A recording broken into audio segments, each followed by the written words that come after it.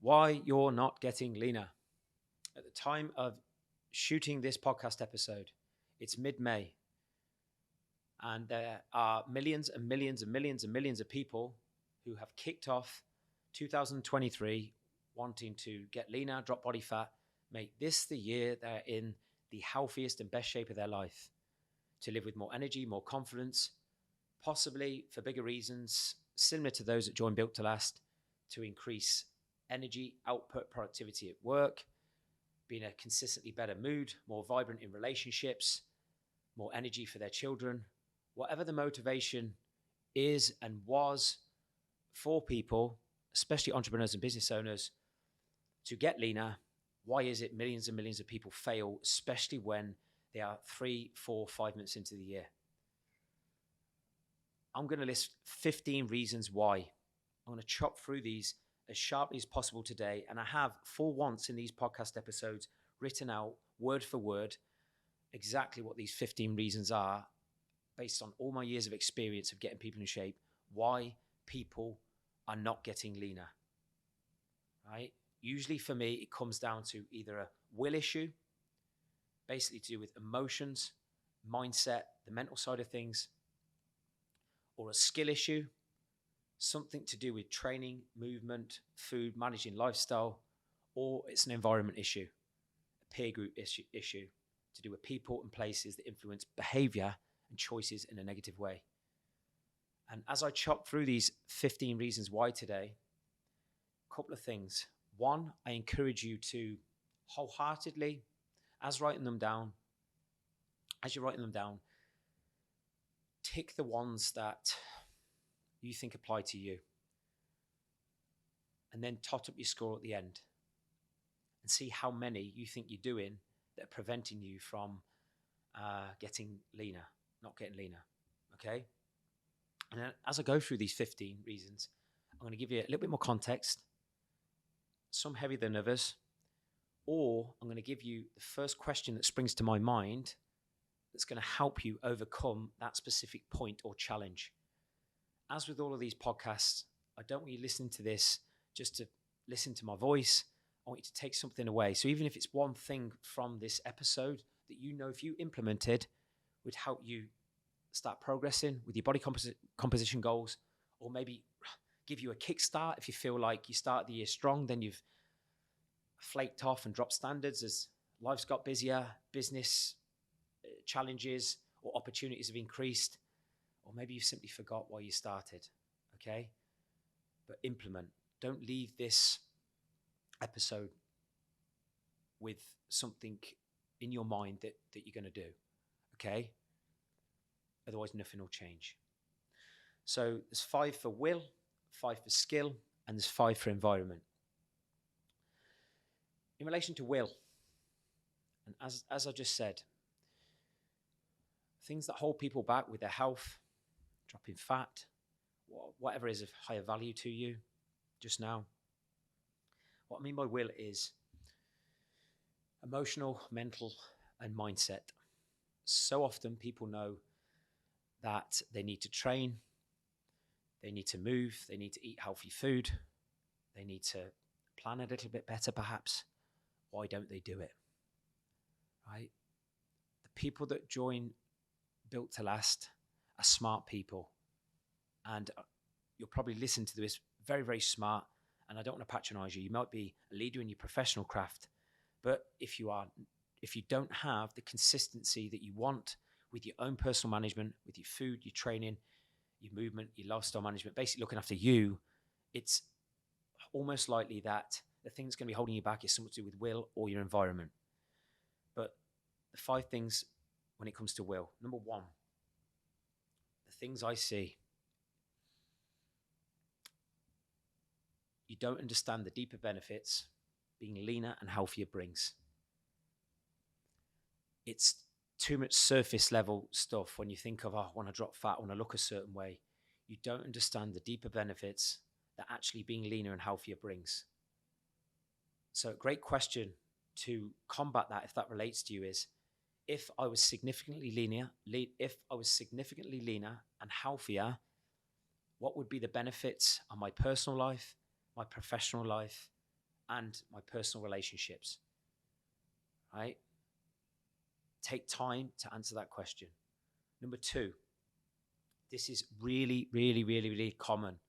And it's the first thing I'm trying to do when we take on any client and what we do when a client gets stuck, right? They don't relate the outcome you want with your highest values, right? People fail because they don't relate the outcome they want with their highest values. So think about what you value most and relate being leaner and healthier with the thing you value most. How will the things you value most improve if you are leaner and healthier? So it ties in with number 1. Number 3, the reason why people fail, they fall off. They're not emotionally connected to the feeling that being leaner, healthier, and happier with their physique brings. They are not emotionally connected to the feeling that being leaner, healthier, and happier with their physique brings. You have to get emotionally connected to the feeling that the outcome brings. I know these first 3 work together, right? But motivation does not last, as you probably found out many, many times before. But if you are continually aware and make yourself aware through reminders of the emotional connection and the positive feelings that being leaner, happier, and healthier with your physique brings, you will do the actions and behaviors needed to create that leaner physique. Number 4.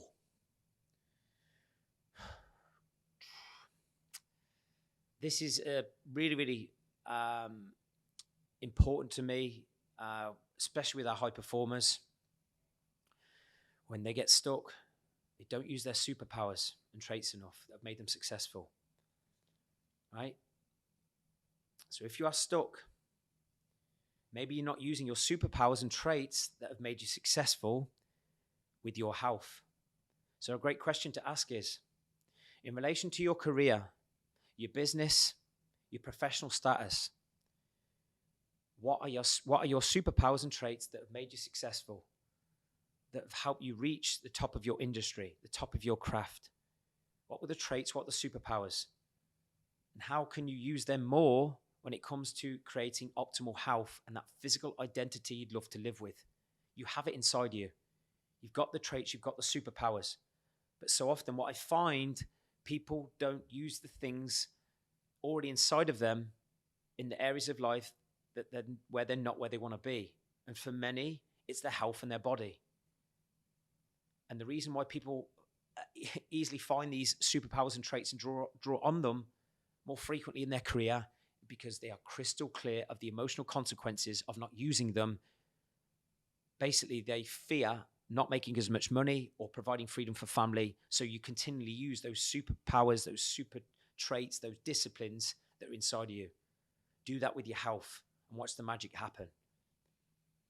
Then the 5th and final one, I find why people are not leaner.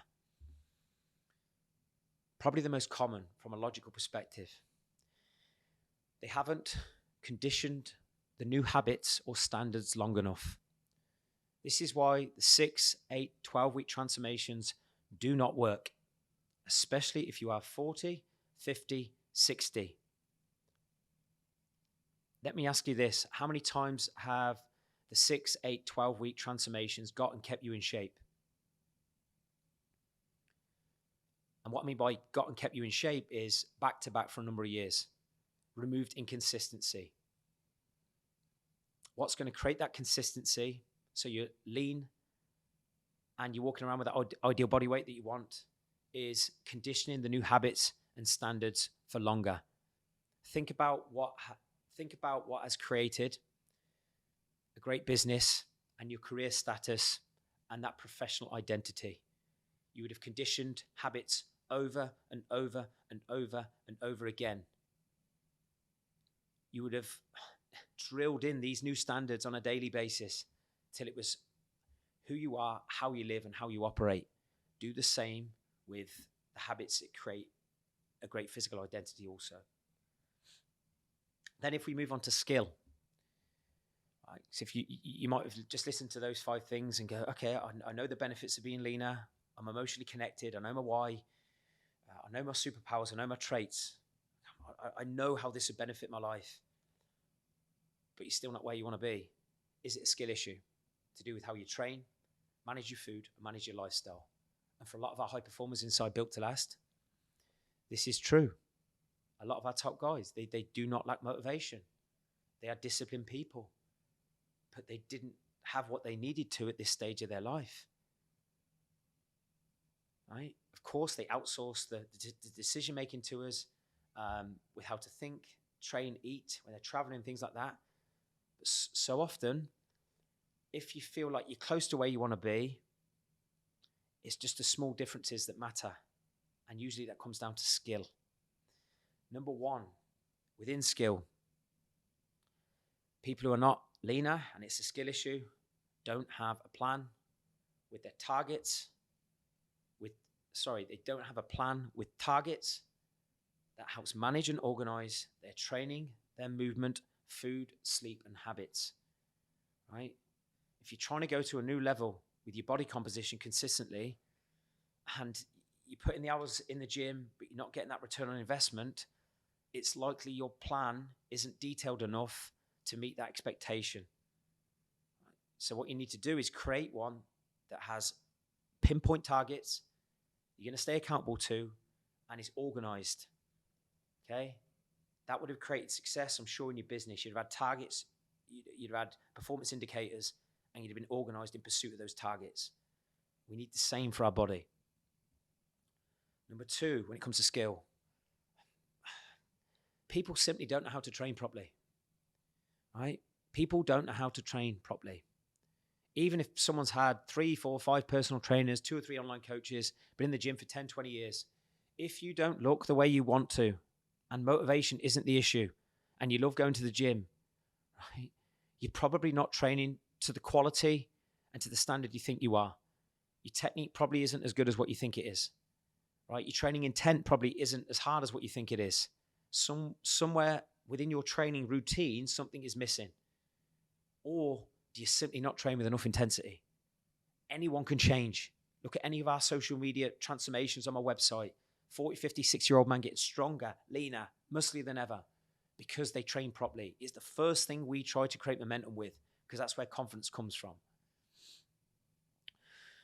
So have a look and evaluate your training the last week to a month and ask yourself, can I wholeheartedly say that the way I train is optimal for my expectations in terms of frequency, exercise selection, training intent, factoring in recovery, etc.? Yes or no? If not, what do you need to change, or who can help? Okay. And if you're an entrepreneur, business owner, we can help with that. Remove the guesswork. It stops, period.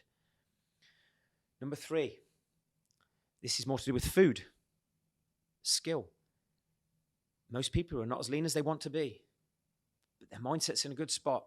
Haven't identified the primary food or drink that is holding them back most from the body weight and the body condition they want to walk around with, that's preventing you from losing weight. Right? You haven't been pinpoint enough to go, right, what is the one consistent food, or maybe if drink's your thing, that is holding you back most from going to that next level? Small differences make the difference. Okay, so what I encourage you to do if you're stuck in that given area is look at your food and calorie consumption the last week and be ruthlessly honest with what is the one food or drink, sauce, dip, what is the one thing that if I removed it, replaced it, or did less of it, would shift the needle when it comes to me dropping weight and keeping it off more consistently than what I'm currently doing. Number 4, if you have identified the food, you haven't replaced it with a smarter choice. Okay? So a lot of people know, God, that's the food holding me back most, but they keep eating it. Okay? They're choosing to slow their fat loss down and their body composition that they want down.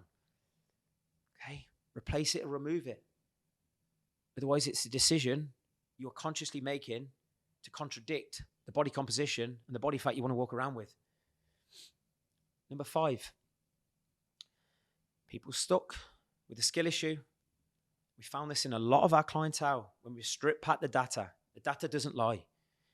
A lot of people who are heavier than what they want to be, whether it's by a couple of kg or 5 or 6 kg or 10 or more, they move less than they think. More importantly, they move less than they eat. If your body weight isn't going down, your body fat isn't going down, there's nothing wrong with you. You're consuming more food than your movement, your daily movement. All right? First port of call with that is be even more accurate with your output. A lot of people are deluded with their step count, especially if they're not using Fitbits or anything to track it. Right? Really simple thing you can do to create momentum is evaluate what you did last week, or evaluate maybe the week ahead. And then the week after that, how can you move 1,000 to 2,000 daily average steps more? That will compound week to week, month to month, and could be the difference between chipping away at that body fat a little bit more, being leaner, more energetic. Okay? So that's will, that's skill. And then the big one, and this is why we're so obsessed in So Built to Last, to create an environment which is just, it is so powerful when it comes to a consistency mindset and a culture of a consistent habit. Environment, people and places. There are so many phenomenal quotes. One of my favorites from James Clear, your environment is the invisible hand that shapes your behavior. So often, if you know what to eat, how to train, how much you should move, you know your motivation, you know the why, you know the deeper emotional benefits to achieving this goal and looking leaner, healthier, etc., but you're not doing it. Often, your environment around you and the places you spend time in isn't strong enough. It's not aligned to the body comp you want and the body condition you want. And what I see for people where that is relevant and that resonates with, the main one on a social front is, and why people fail, is they don't forward plan restaurants, socials, travel in great enough detail, which is influencing choices for worse. They are reactive when they're sat at hotels, in restaurants, on holidays, basically any social circumstances where they can't control their food. They haven't made it themselves. And the logic is this. Over a calendar year, you have 104 days that make up a weekend. Then you got holidays, then you got Easters, then you got weddings, special occasions, birthdays. It's these occasions that will dictate how fast or not you drop fat and keep it off, or whether or not you walk around with the body weight and the shape that is aligned to your expectations, as I keep coming back to. So if you want to change that, if this resonates with you, forward plan more your restaurants, social and travel, and where you're going to be eating in particular, right? If you want to be better than what you currently are. You do it in business. You would always be forward thinking, potential challenges, curveballs, things that might influence the outcome, the profits you want. Do the same with your body and watch the magic happen. Number 2, maybe your daily physical environment doesn't match your physical expectations. If I was to look in your kitchen cupboards, your work environment, basically where you're spending your actual day-to-day time, does that match your physical expectations? All of us can have expectations about being lean, strong, fit, in great shape. But does your physical environment that you spend your time in contradict that? Or is it conducive to the body you want? And break that down more graphically.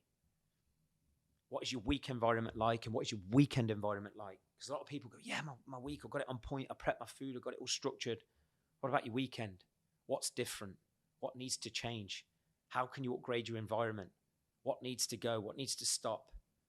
Okay. Number 3, uninspiring training environment. This is pretty common early on for a lot of our clients since I Built to Last.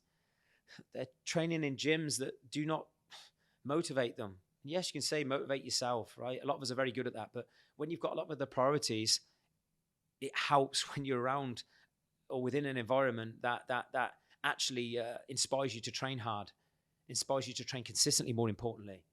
All right. So if you train at home and you've got your weights, your dumbbells at home, which a lot of our clients do, that's fine. But are you motivated? How can you make it more motivating? From how it looks visually. Maybe you like certain music, maybe certain quotes.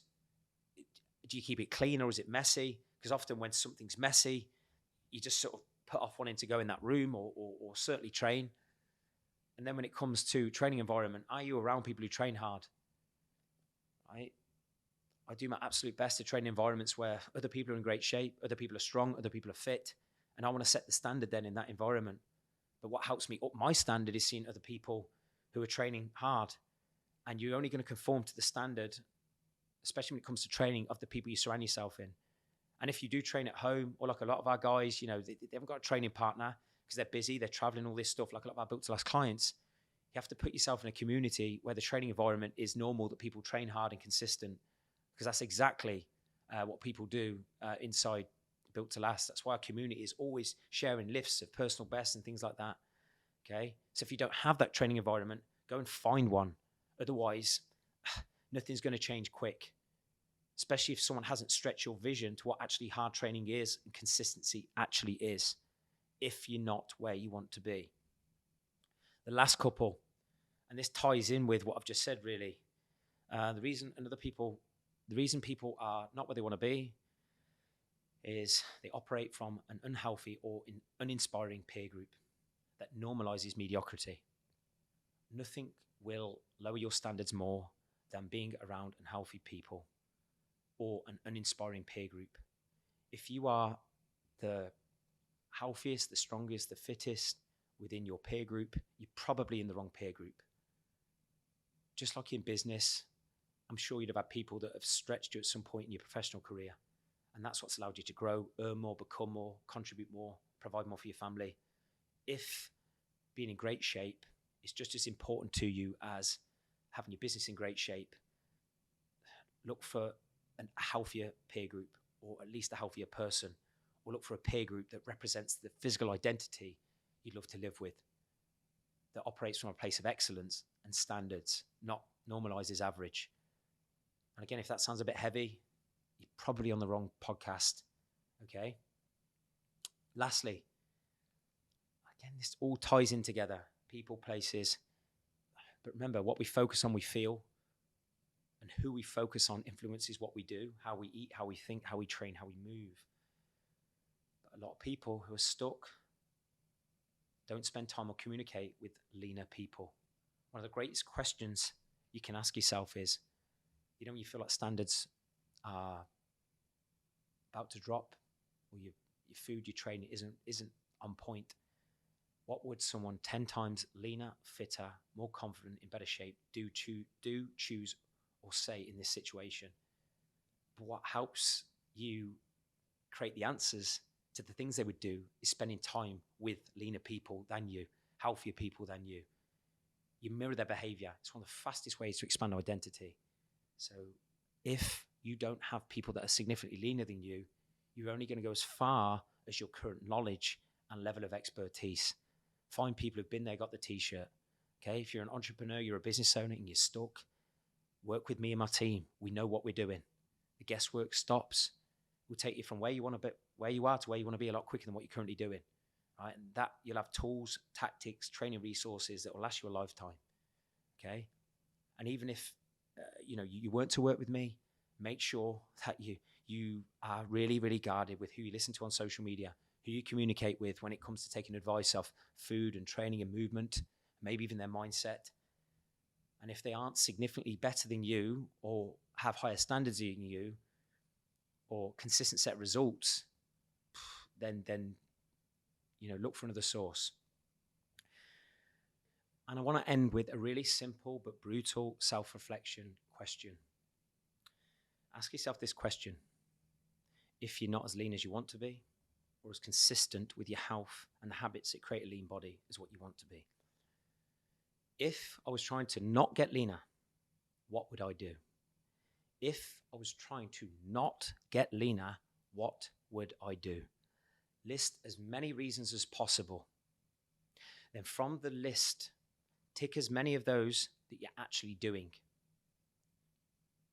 And then from the ones that you've ticked that you are actually doing, ask yourself, what am I willing to do about it?